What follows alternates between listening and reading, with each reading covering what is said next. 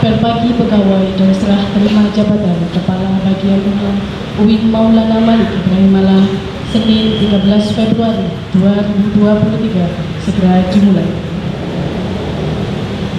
Persiapan apel, pasukan disiapkan.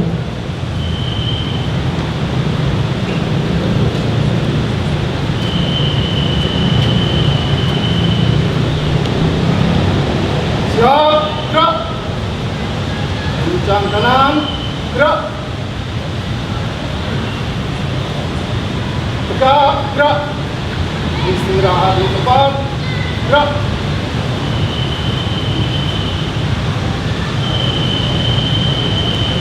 Pembina apel menuju mimbar apel. Siap, gerak.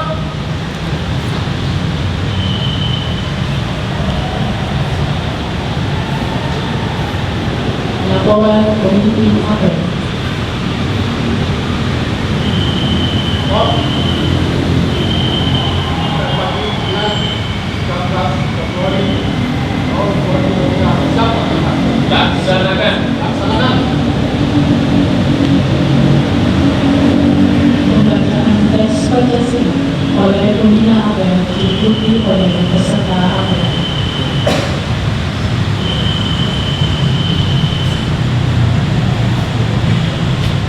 Pancasila.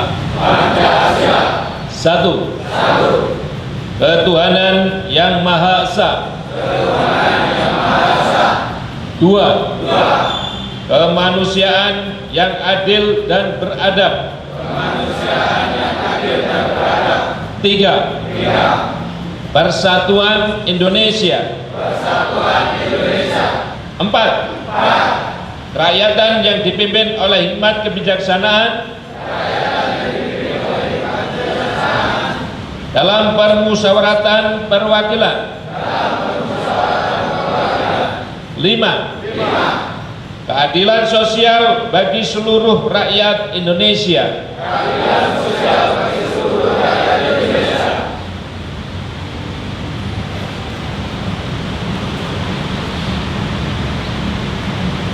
Penanda tanganan berita acara terima jabatan Kepala Bagian Umum kepada Bapak Hilmi dan Ibu Ita Hidayatus Solihah, kami persilakan untuk mengambil tempat di depan.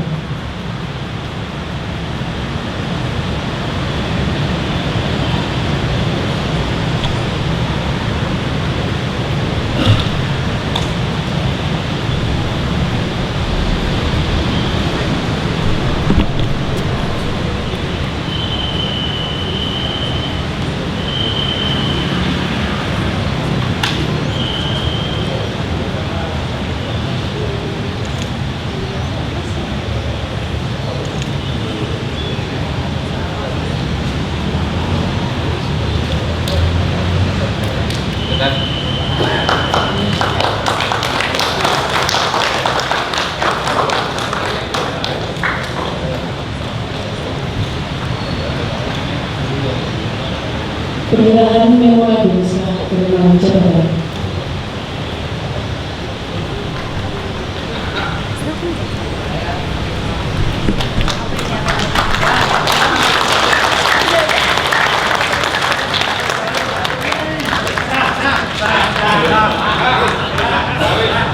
Kepada Bapak Hilmi dan Ibu Ita Hidayatus Solihah, persilakan kembali.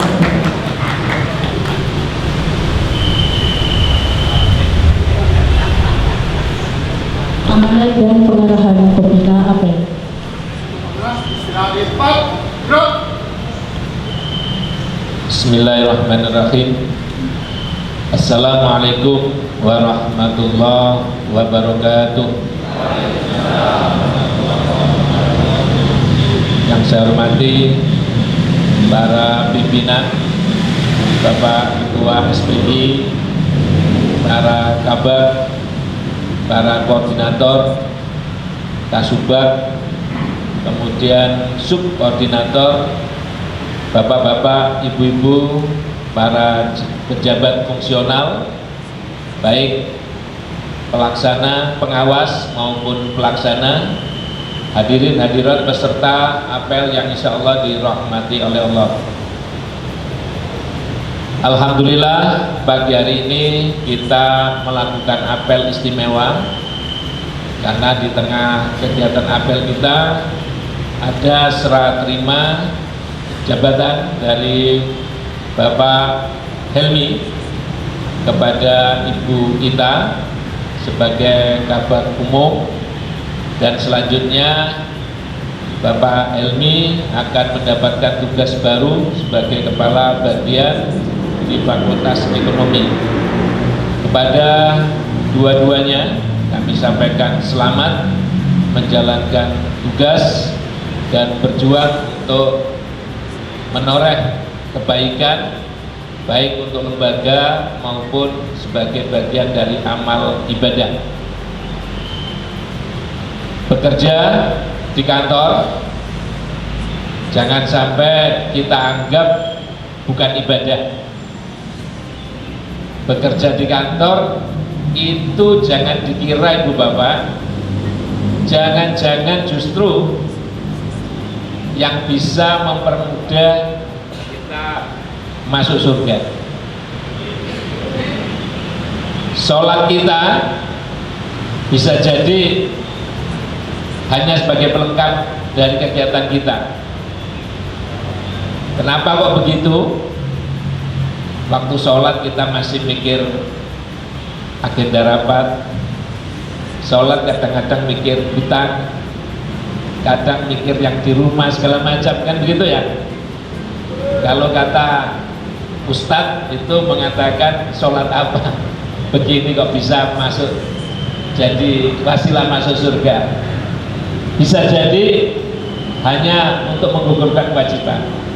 Puasa kita sama, baru niat puasa subuh jam 7 sudah rasan-rasan, sudah ngomongin orang dan sebagainya. Puasa begini apa ya bisa memperlancar masuk surga. Zakat kita sama, zakat kalau nggak dilihat orang hatinya kurang mantap. Puasa kita sama, kadang-kadang seperti tadi puasa masih digugurkan dengan bicarakan orang. Haji kita juga sama, mau naik haji kita masih nggak enak kalau nggak diketahui orang. Pulang haji juga begitu, kalau nggak disambut kadang-kadang merasa kurang mantap dan sebagainya. Masih ada riya, kotoran-kotoran yang lain dan sebagainya. Bisa jadi kekurangan-kekurangan dalam ibadah ritual kita justru ditutup dengan pekerjaan-pekerjaan yang kita lakukan sehari-hari, yang kata orang itu pekerjaan duniawi. Tapi jangan kira kalau pekerjaan duniawi diniati untuk ibadah justru yang bisa menutupi semua.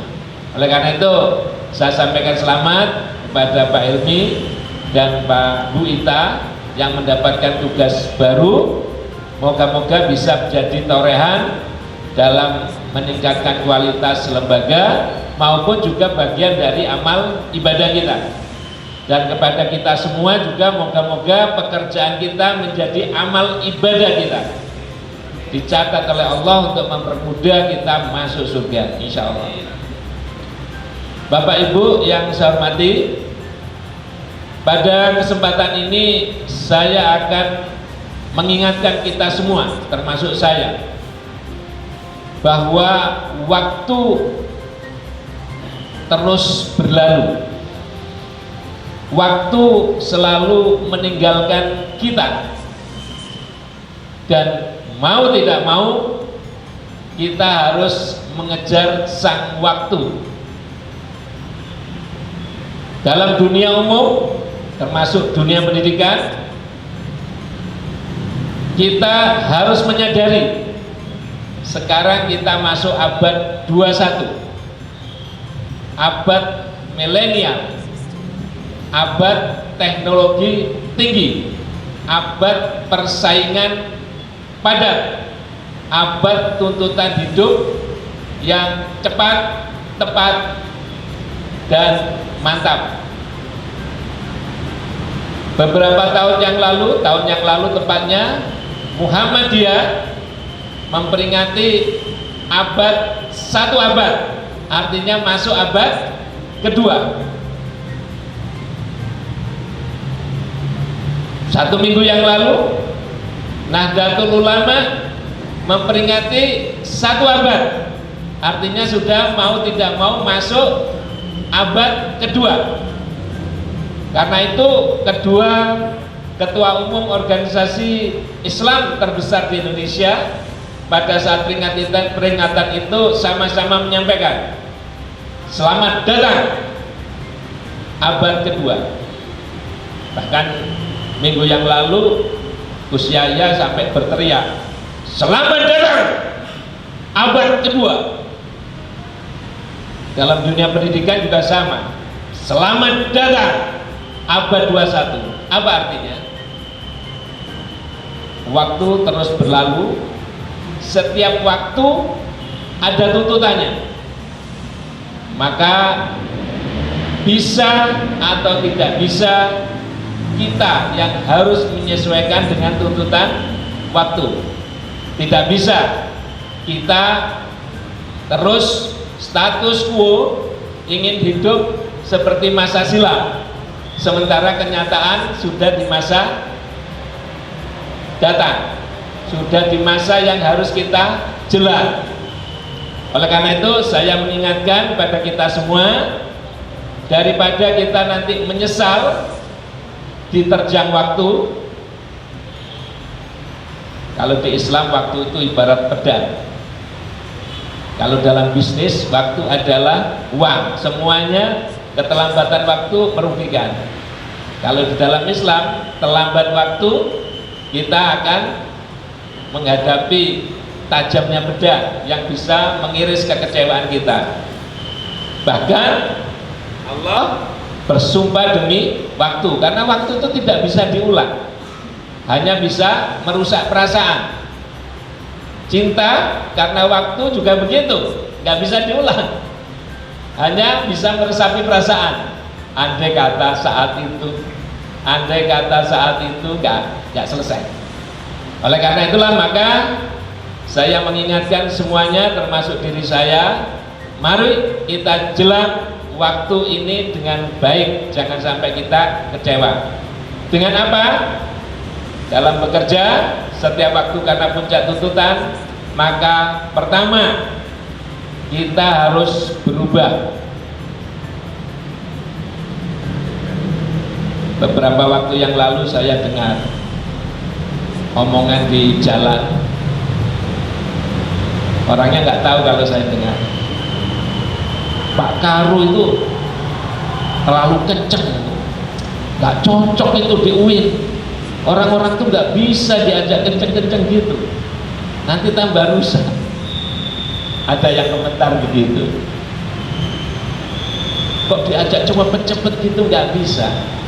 Batin saya, nanti kalau memang tidak menyadari bahwa dunia itu waktunya terus berlalu, nanti yang bicara begitu itu bisa kecewa sendiri. Karena apa? Ya kita ingatlah, misalnya zaman pandemi. Sebelum pandemi dulu orang suruh pegang internet gimana? Tapi setelah pandemi gimana? Mau tidak mau harus belajar internet.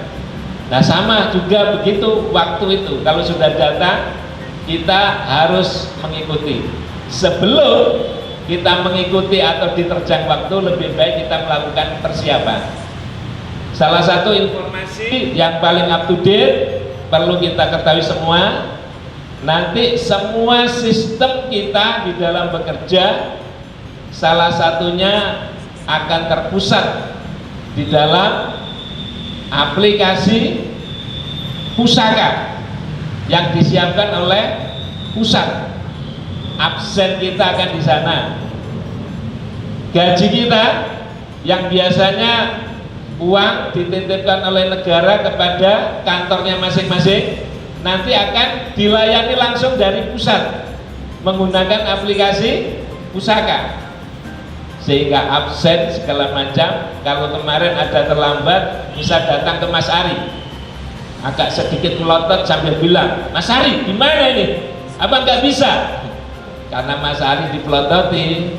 Kata Mas Ari, jauh-jauh kerja di sini dipelototi sesama teman, ya wis tak turuti apa. Iki aku mau saja nih teko wis esuk subuh-subuh. Tapi gak iso, tangannya itu terus ditempel-tempel, gak bisa segala macam, masih bisa marah. Tapi kalau nanti sudah pusaka datang Bapak Ibu, kira-kira Bapak Ibu akan marah ke siapa? Bisa ke Mas Ari? Bisa kepada kepala biro? Bisa kepada rektor? Gak bisa. Dan itu waktu nanti akan begitu. Kalau kemarin gajian aku absen kok dikurangi, protes, masih bisa. Karena yang pegang uang masih Buani, masih kalau di pendeli sih keluar senyum-senyumnya. Nanti kalau sudah dibayar oleh pusat, gara-gara absen kita kurang, uang makan kurang, Bapak Ibu mau protes ke siapa? Bisa kepada kepala biro? Sudah jauh di sana. Karena itu kemarin Bumi tanya ke saya, Pak, bagaimana tentang kepegawaian kita? Ini ada himbauan masuk pusat, kira-kira dimulai bagaimana? Saya bilang, nanti kita bicarakan Senin, Bu. Kenapa? Saya mikir, teman-teman, kalau nggak dipersiapkan, langsung dihubungkan dengan pusaka pusat, saya nggak bayangkan. Ya kan? Tetapi bukan berarti kita harus leha. Saya ingin menyampaikan, sejak sekarang saya akan kasih waktu 1 bulan, ayo kita belajar menyesuaikan pusaka. Jangan pusakanya disuruh menyesuaikan kita. Biasanya kita hidup kan begitu ya. Kepala bironya suruh menyesuaikan kita. Aku suwe-suwe Pak Biro dadi pegawai UIN. Ya ngene ae. Pak Biro kan anyar, Pak Biro sing menyesuaikan. Rektornya baru juga gitu. Pak Rektor, nurut aku, ojo nurut Pak Rektor. Kata Pak Rektor ini sopo sing dadi pimpinan saja. Gitu ya. Nanti ada mesinnya nurut aku. Pokoknya kita yang nggak mau terlambat. Akhirnya apa? Yang jadi korban UIN. Karena UIN tidak bisa mengikuti waktu. Apa buktinya? Ayo kita lihat sama-sama. Dengan kesadaran yang tenang, kita buka fakta. UIN menjadi Badan Layanan Umum tahun berapa? 2008. Jadi layanan umum di Malang ini pertama kali sebelum Brawijaya dan sebelum UM tahun 2008. Sekarang kalau dihitung sudah berapa tahun? 2023 dikurangi 8, Bu Emi, berapa Bu Emi? Pinter Bu Emi? 13 tahun. Saya ikuti Bumi ya. 15 itu kalau manusia umur-umurnya bagaimana Bapak Ibu? Remaja kinyis-kinyis. Kalau gadis ya cantik-cantiknya itu. Wis kena ditelok rupane. Mas Samsul wis kepencrut. Loh kok disebut Mas Samsul? Ya, saya nggak nyebut Mas Kadi. Mas Kadi nggak ngerti wedokan. Umur 15 itu sudah kinyis-kinyis Pak. Seharusnya sudah mulai pintar berhias. Karena apa? 5 tahun lagi akan masuk dunia dewasa. Siap nikah. Ya kan? Tapi sekarang kita lihat di dalam manajemen kita itu BLU ada namanya ukuran maturity. Apa itu maturity? Maturity itu mengukur kedewasaan tata kelola, kedewasaan manajemen UIN. Nilai maturity kita dari nilai sempurna 5, hari ini nilai kita 2,2.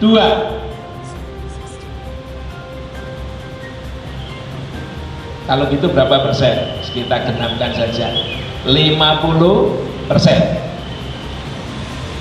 Sehingga usianya sebenarnya sudah 15, tapi kondisi nyata kematangan kita dalam bekerja baru 50%-nya. Berarti berapa? 50%-nya berapa? Sama dengan umur 7,5 tahun, Pak. Padahal belegere wis umur 15, tapi ternyata cara bergaulnya, cara bekerjanya, ibarat orang ya, usianya 15 manis kinyis-kinyis, tapi si manjai si koyok itu 1,5 tahun, si jaluk dulang koyok arek itu 1,5 tahun. Itu kan kelas 2 saja belum masuk kan, padahal sajane wis kudu SMP kelas 3, si koyok arek SD kelas 2 belum lebu, kok campuran pengajian. Gak apa-apa, sing penting lebu. Nah, sik kaya arek sik kate kelas 2, sik dulang, sik nangisan. Nah, berapa tahun dari usia sesungguhnya yang akhirnya hilang dari kematangan? Berapa tahun Bapak Ibu? 7,5 tahun. Artinya apa? Dari sisi maturity kita bisa melihat Win kehilangan umur 7,5 tahun. Pertanyaannya, 7,5 tahun itu kamu bawa kemana, Win? Kan gitu kan? Umurmu sudah 15 tahun, tapi sekarang performanya, penampilannya masih seperti 7,5 tahun. Kamu bawa kemana itu 7,5 tahun? Ayo, sekarang kita jawab bersama. Bukan dengan menjawab dengan kekecewaan, tapi kita jawab dengan solusi. Bisa nggak 7,5 tahun kita jawab dengan 2 tahun ke depan? Harus. Bisa nggak kita tempuh kedewasaan kita dengan persiapan kematangan 2 tahun yang akan datang? Harus. Kalau tidak harus, Bapak Ibu akan ketinggalan umur lebih dari 7,5 tahun. Sekarang itu sudah kehilangan 7,5 tahun. Mau dikorbankan lagi 10 tahun. Jadi apa? UB sekarang sudah jadi PTNBH, padahal umurnya BLU-nya tua kita. UM sudah PTNBH.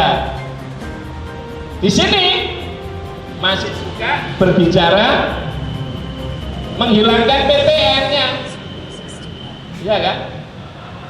Jadi yang lain sudah nempuh PTNBH, kita masih suka menghilangkan PTN-nya, ya kan?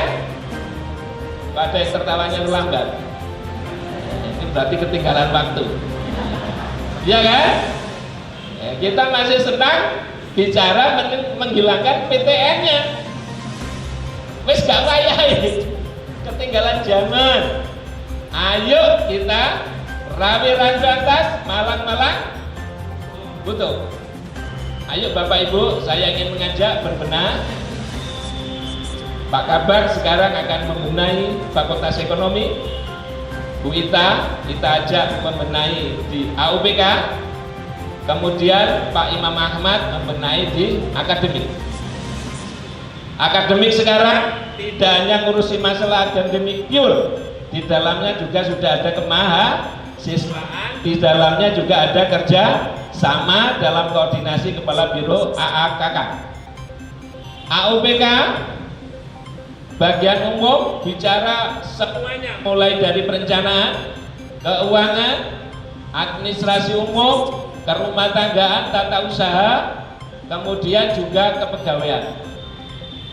Ayo, misalnya contoh tentang persuratan. Bagaimana persuratan nggak usah pakai tumpukan-tumpukan yang lagi yang bisa kadang-kadang hilang. Bagaimana orang ingin kirim surat di UIN dari manapun bisa buka aplikasi langsung. Saya kalau mau ngirim ke rektor langsung tinggal upload.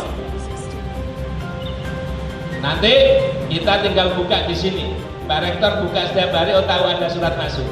Kepala Biro, oh buka surat masuk. langsung kita distribusikan dan lain sebagainya, kita jawab dan sebagainya. Gedung-gedung nggak usah nunggu ada laporan bocor Pak. Bagaimana kita buat mekanisme setiap saat terpantau, setiap saat kita lihat, dan setiap saat bisa kita rencanakan pembenahan. Sudah waktunya dunia ini kayak begitu. Ayo, jangan cuma pandai berbicara, jangan cuma pandai berjagongan ngomong masa depan, tapi mari kita awali dari tangan-tangan kita, kaki-kaki kita. Kita mulai melangkah masuk ke masa depan. Selamat datang abad 21. Selamat datang abad 2. Mari kita bersama-sama berubah menjadi orang yang lebih baik. Terima kasih. Wallahul muwaffiq ila aqwamit thoriq. Assalamualaikum warahmatullahi wabarakatuh.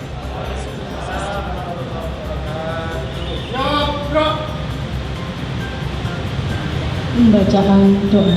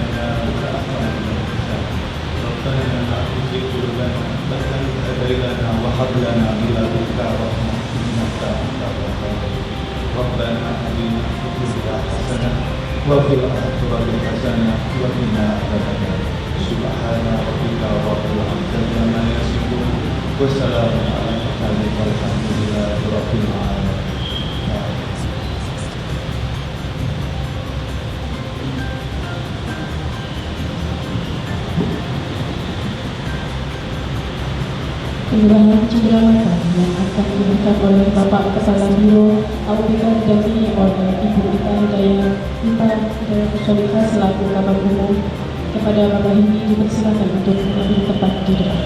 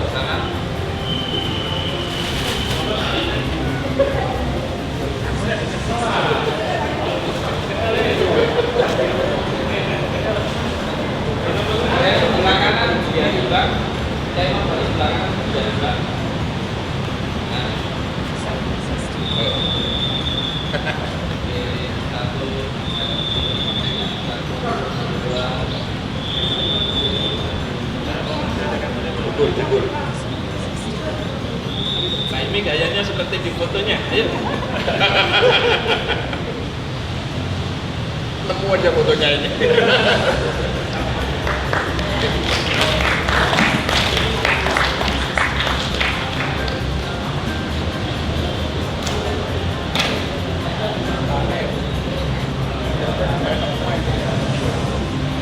Laporan pemimpin apa?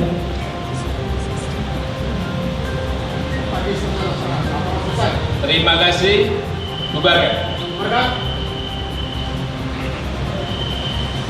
Penghormatan kepada pembina apel. Pada pembina apel. Hormat, gerak. Tegak, gerak. Pembina apel meninggalkan tempat apel.